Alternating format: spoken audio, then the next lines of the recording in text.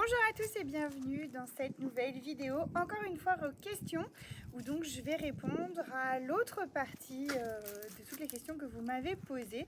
Et cette fois je suis toujours dans le parc mais posée avec les plus petits, donc avec les chichis. On a Tess qui est là, Smiley sur mes genoux, Uska, Tempo, enfin voilà, ils sont tous autour de moi. Donc écoutez, c'est parti pour cette nouvelle foire aux questions. On a même le petit chien perle voilà, qui est là. C'est un chihuahua couleur fauve. Voilà.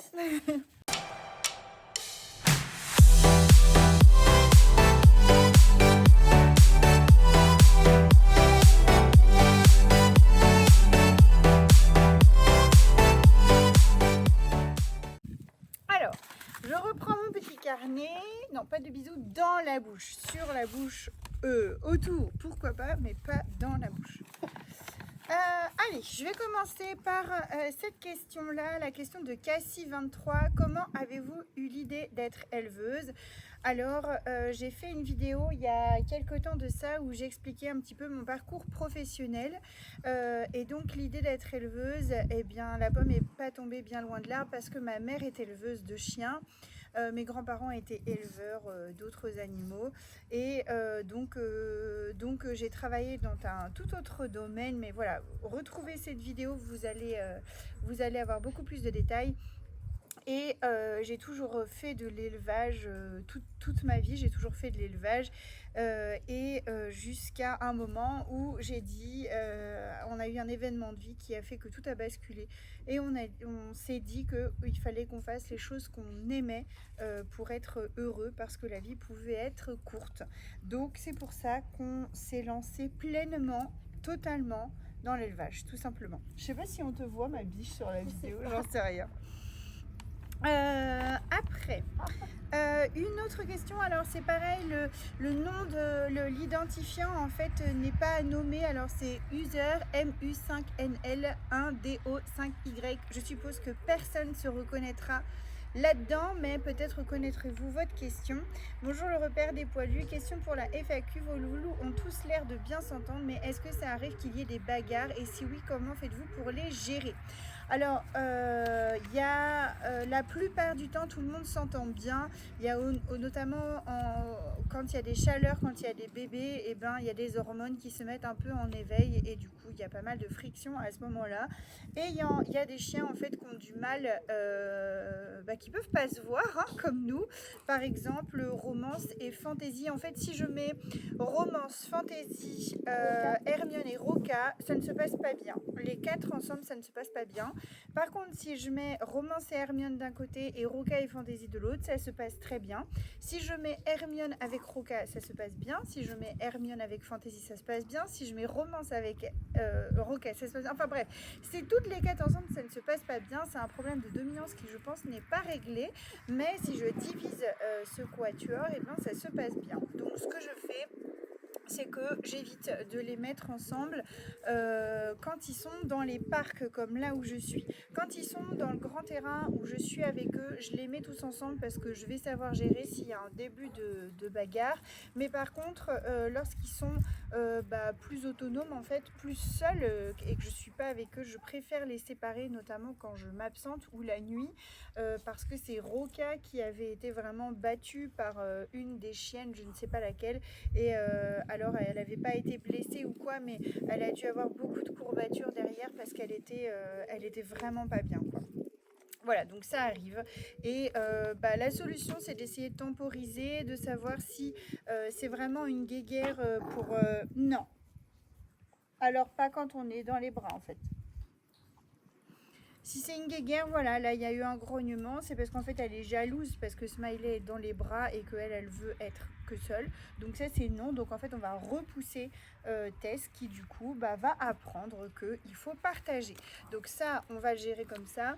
Si c'est par contre une guéguerre un peu de dominance, j'ai envie de dire que je les laisse un peu faire pour trouver leur équilibre, et quand je vois que ça ne se trouve pas, et ben je vais pas tenter. On a par exemple Tempo et Husky. Tempo n'aime pas Husky et grogne beaucoup Husky, puis au bout d'un moment Husky en a marre et se jette sur Tempo, Et donc, eh bien ça c'est pareil, comme il y a souvent des femelles en chaleur et c'est vraiment les deux mâles les plus intéressés par les fifilles, eh bien j'ai pris la décision de ne plus les mettre ensemble pour pas qu'il y ait de guéguerre, sauf encore une fois quand ils sont tous dans le parc et que je peux, et que je peux les veiller. Excuse-moi Iska. Bien. Que faites-vous si vos bébés n'ont pas trouvé de famille? Merci. Eh bien, ça ne m'est jamais arrivé. Tout le monde a toujours trouvé la famille qui les attendait. Après, je suppose que si un jour ce serait le cas, ben, je les garderai jusqu'à temps qu'ils trouvent leur famille.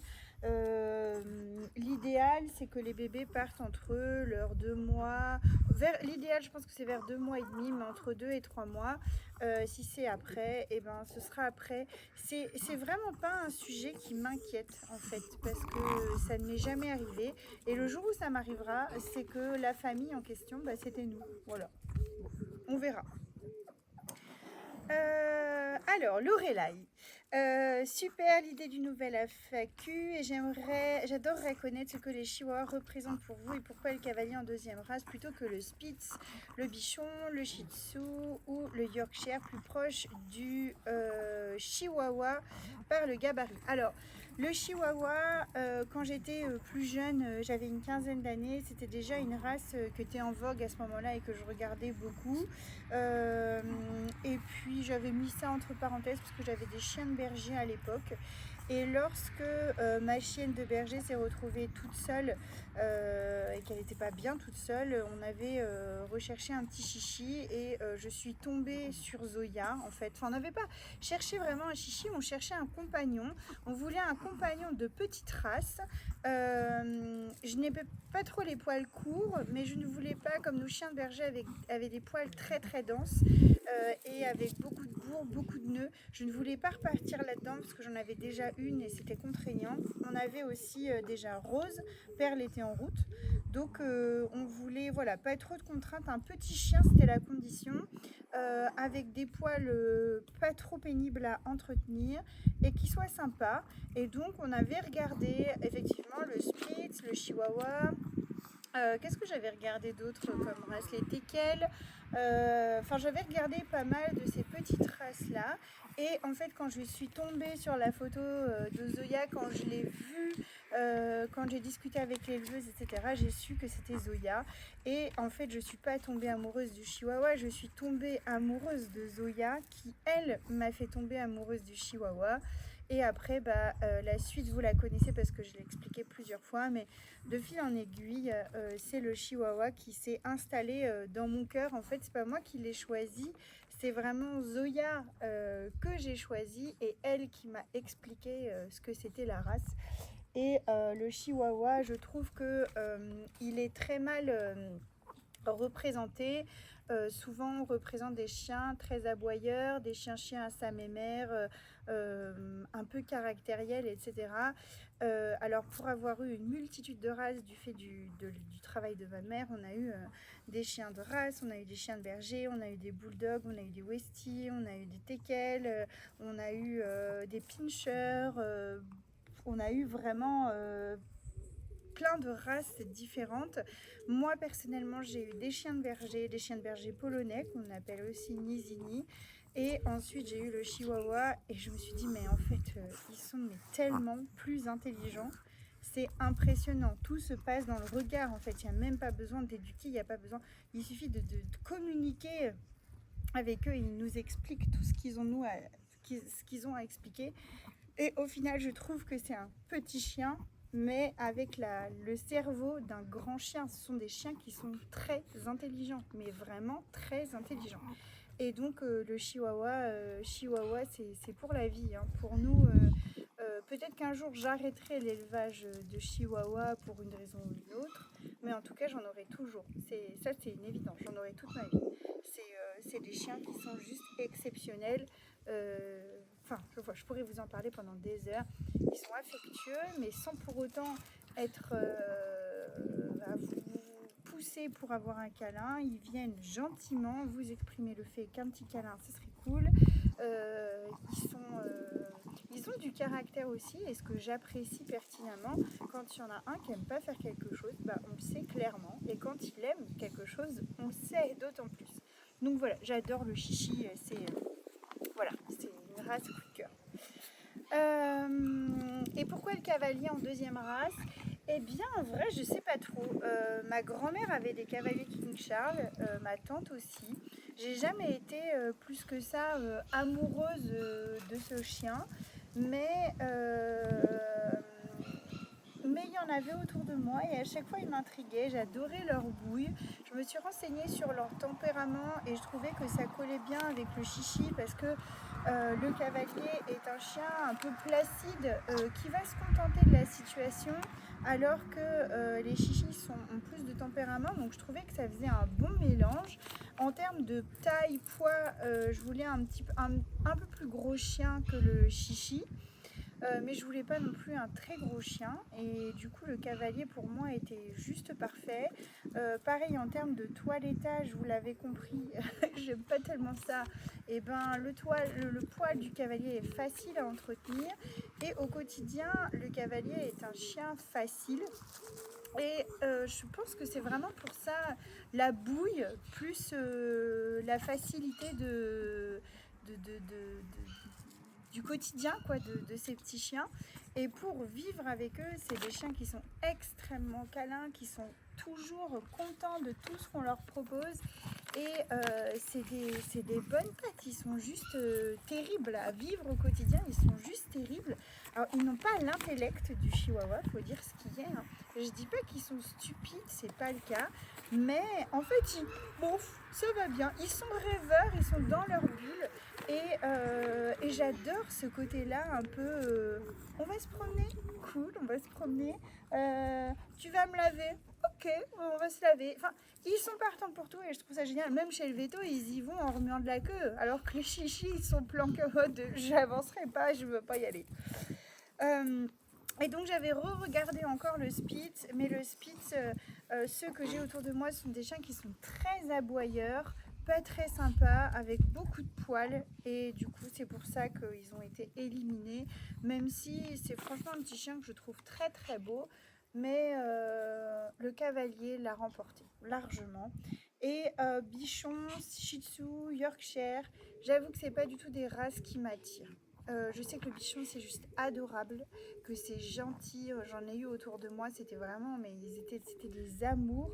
Mais j'avoue que physiquement, il n'y a pas le clic, la petite étincelle. Après, le chien physiquement que j'adore, c'est des gros chiens, des molosses, les Irish Wolfhound, je trouve ça magnifique, un Mastiff, je trouve ça somptueux. Je suis plus attirée par nature par des gros chiens, mais je me sens mieux et plus à l'aise avec les petits. Voilà, comme quoi, faut pas toujours, c'est pas la beauté, notre critère de beauté qui compte, mais aussi le feeling qu'on a. Je dis parfois à certaines personnes, alors je le dis en rigolant, mais en fait c'est comme un mari ou un compagnon, une compagne qu'on va choisir. Les critères de beauté c'est une chose, mais le fait que les tempéraments matchent, qu'on s'entende bien, c'est... Mais en fait, on lèche pas ici, c'est à moi. Que les tempéraments matchent, qu'on ait les mêmes points de vue, les mêmes envies. Je trouve ça nettement plus important que d'être avec un super beau mec baraqué, tout ce qu'on veut, et qu'en fait il soit pas adapté à ma manière d'être en fait. Ou voilà. Et alors je dis pas qu'Aurélien est moche, pas du tout, je le trouve très beau, mais pour moi en fait les critères de beauté n'ont jamais été le truc en numéro 1. Le numéro 1 c'est le tempérament, et après la beauté c'est le truc en plus. Voilà. En fait c'est être beau de l'intérieur. C'est vraiment ça, être beau de l'intérieur. Pourriez-vous nous briefer pour laver nos loulous? J'ai l'habitude de laver la tête, les yeux, les oreilles de mes toutous. Il me semble que vous évitez. C'est parti. Oui, effectivement, je lave jamais cette partie-là. Ou quand je la lave, c'est plutôt en fait avec un gant de toilette humide, mais je mets pas d'eau. Simplement parce qu'en fait, ils aiment pas ça, ils se rebiffent comme ça, et je me dis que ça doit pas être agréable pour eux. Donc, je lave toute cette partie-là, ils me laissent faire. Et pour le haut, ben, en fait, on fait qu'humidifier. Voilà. Le shampoing est-il différent de la couleur du toutou? Là, actuellement, j'utilise un shampoing qui fait tout et tout le monde, du petit au grand, au vieux, au... Oh, check, Fantasy, t'as vu? Bravo, ma fille! C'est check, ça! Ouais!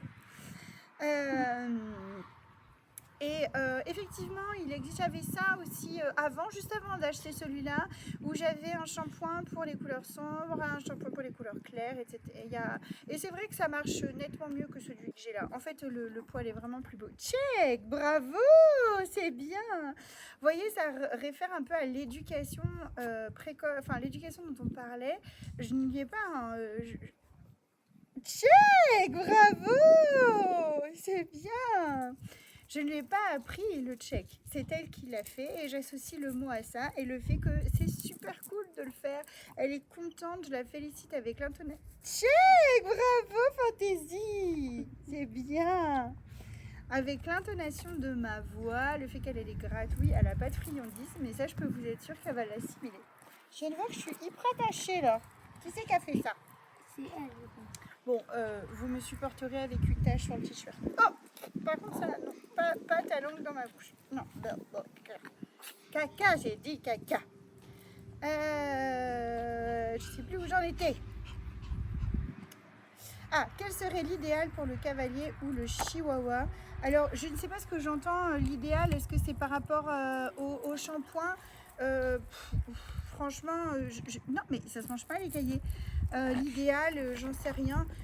Moi, j'avoue que je prends des shampoings au fur et à mesure. J'essaye que ce soit des shampoings doux avec plutôt des herbes plutôt sympas dedans, des produits plutôt nature. J'essaye de viser ça, mais j'ai pas une marque. J'adore la marque Anjou, ANJU. J'adore cette marque, mais j'en prends pas forcément à tous les coups. En fait, quand je vais en expo, j'achète la marque Anjou et j'en ramène à la maison.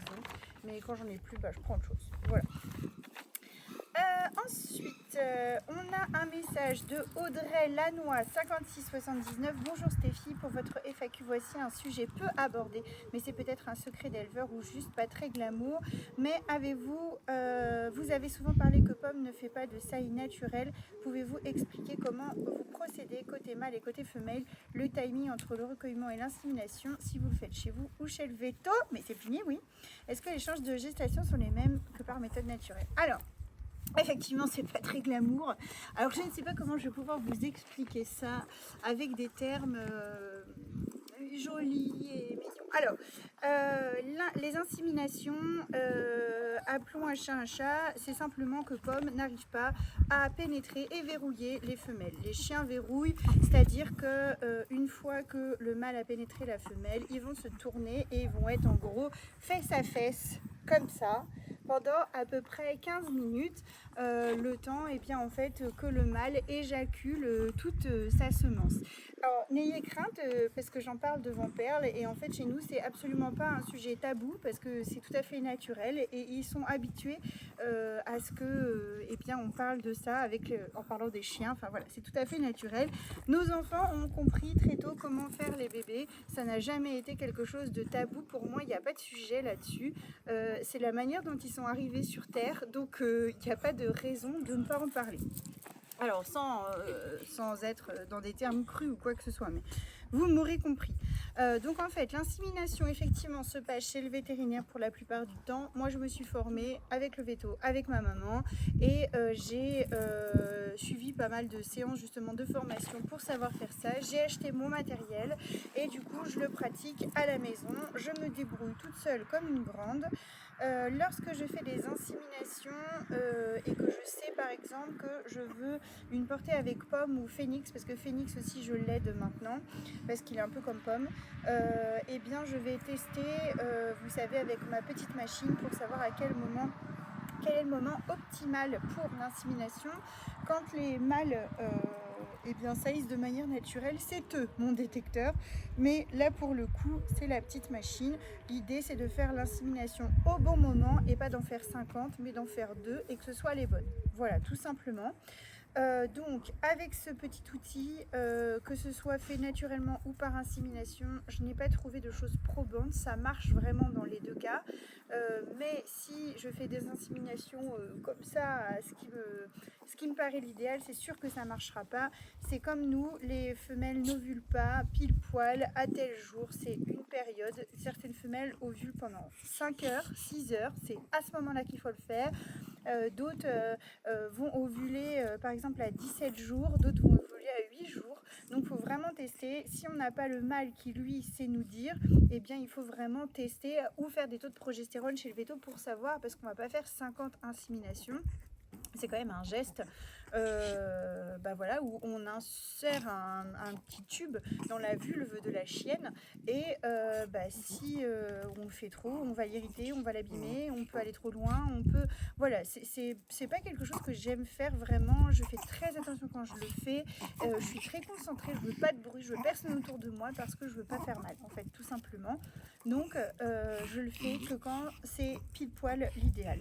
Au niveau pratico-pratique, eh bien, il faut que ce soit dans un endroit le plus clean possible. Je me désinfecte toujours les mains très haut, en fait, vu que j'ai manipulé la chienne. Au niveau... Uska va être en chaleur, regarde. Encore une. Au niveau du recueil, au niveau du recueil de la semence, Pomme est juste un pro de chez pro, c'est-à-dire que quand il me voit arriver avec mon matos, je sais pas, même pas une minute, tout est fait, c'est rangé, c'est fait, et j'insémine tout de suite la chienne, je ne fais pas d'attente. Les spermatozoïdes vivent quand même longtemps, en vrai jusqu'à 24 heures, j'ai fait des tests avec microscope jusqu'à 24 heures, il y a encore des spermatozoïdes vivants, même sans forcément chaleur, donc c'est impressionnant, hein, la férocité de cette bête-là. Je ne sais plus ce que je disais, mais je le fais tout de suite en fait. Une fois le petit cathéter inséré, eh bien j'injecte gentiment le sperme et puis après je vais mettre la fifi un petit peu à l'isolement, on va dire pas vraiment à l'isolement, mais qu'elle soit couchée tranquille, donc tout dépend des tempéraments. S'il y a des fifis qui sautent partout dans tous les sens, je vais les enfermer dans une pièce comme une chambre par exemple où il n'y aura personne, elles vont être tranquilles. Si c'est des fifis qui sont d'un naturel calme, je les laisse, elles vont aller se coucher. Voilà. Attention, les inséminations, ne tentez pas ça chez vous sans avoir eu de formation, sans savoir faire, que ce soit pour le mâle, on peut faire des bêtises, on peut faire mal à la verge, on peut faire mal, on peut casser des choses, il y a un os au niveau du pénis du chien, donc il ne faut vraiment pas faire de bêtises, et au niveau de la chienne, c'est pareil, on fait très attention. Donc voilà, je pense que c'est à peu près clair et tout le monde visualise à peu près la chose. Muriel Bonaldo, bonjour Stéphie, très jolie vidéo comme d'hab, la petite chihuahua chocolat et blanche est trop belle. Avez-vous eu des césariennes sur les chihuahuas? Oui, j'ai eu des césariennes chez les chihuahuas, oui, j'ai eu des césariennes même sur les cavaliers King Charles. Je ne dirais pas qu'il y a plus... il y a quand même pas mal de césariennes chez le chihuahua, faut dire ce qu'il y a. Elles sont petites, mais elles ont grosse tête. Donc automatiquement, petit bassin, là, étroit, petite vulve, grosse tête. Parfois ça marche pas. Donc automatiquement, il y a des césariennes. Après, je trouve que, à part l'année dernière où vraiment j'ai été rincée de césarienne, mais sinon dans la plupart des cas il n'y en a quand même pas tant que ça. Par exemple, des fifis qui sont sujets à des césariennes, je ne perpétuerai pas cette lignée. Je pense notamment à Guapa ou à Roca, elles n'ont absolument pas réussi à mettre bas. Naturellement, ça n'y allait pas. Sauf si là, les prochaines portées, elles arrivent à le faire toutes seules. Sinon, je ne garderai pas. Romance, par exemple, elle met bas. Est-ce qu'on peut m'expliquer? elle a le droit de s'approcher. Huska, elle a le droit. Viens, smiley. Voilà. Je sais plus ce que je disais.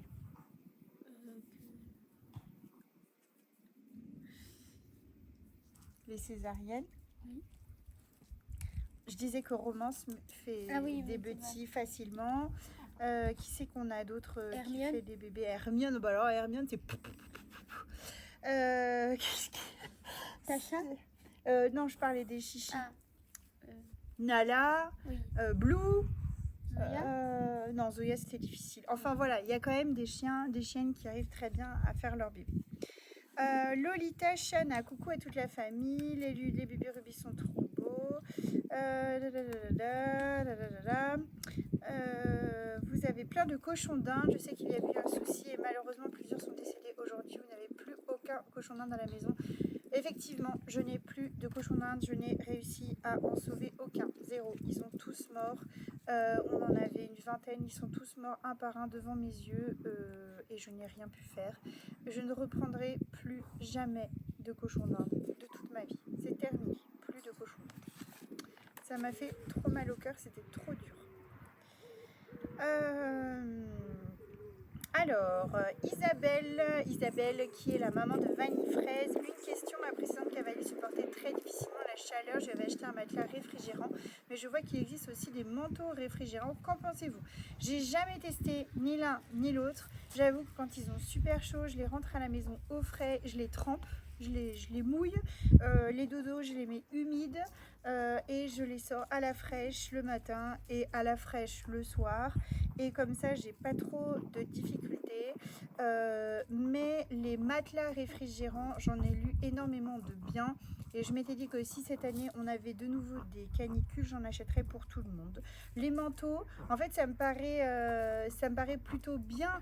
Mais on se sent quand même engoncé. Ils se sentent quand même engoncés, je pense, dans leurs manteaux. Les cavaliers King Charles sont-ils fragiles par rapport à la chaleur?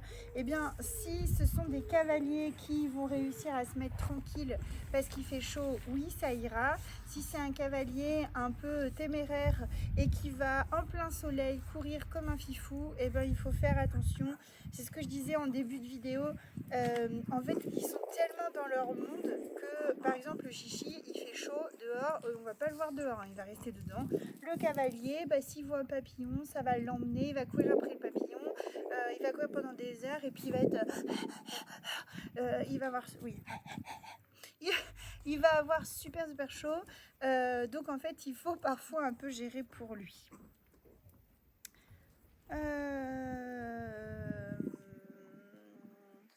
Fantine Arnoux, 48-20. Comme tu gardes certains chiots de portée de tes femelles pour l'élevage, ce n'est pas compliqué de ne pas faire de consanguinité.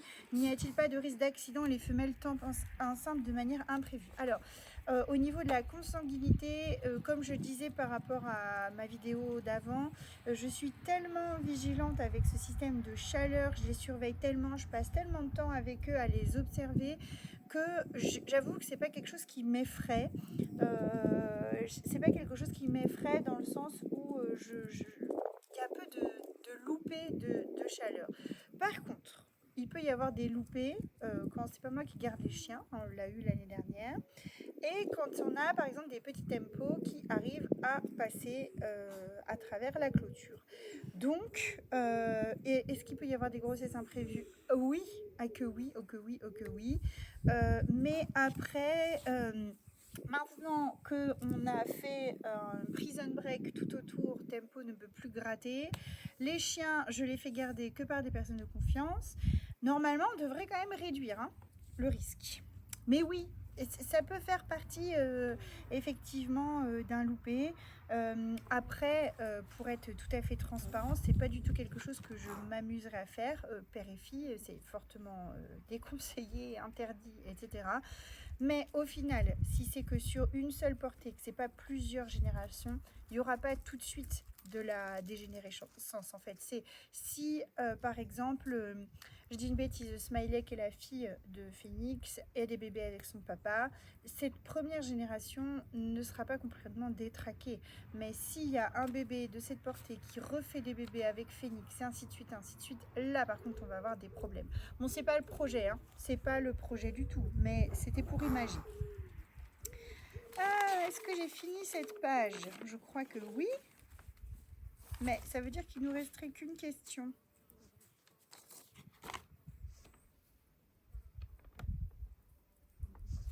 Ouais, j'ai l'impression d'avoir été hyper efficace.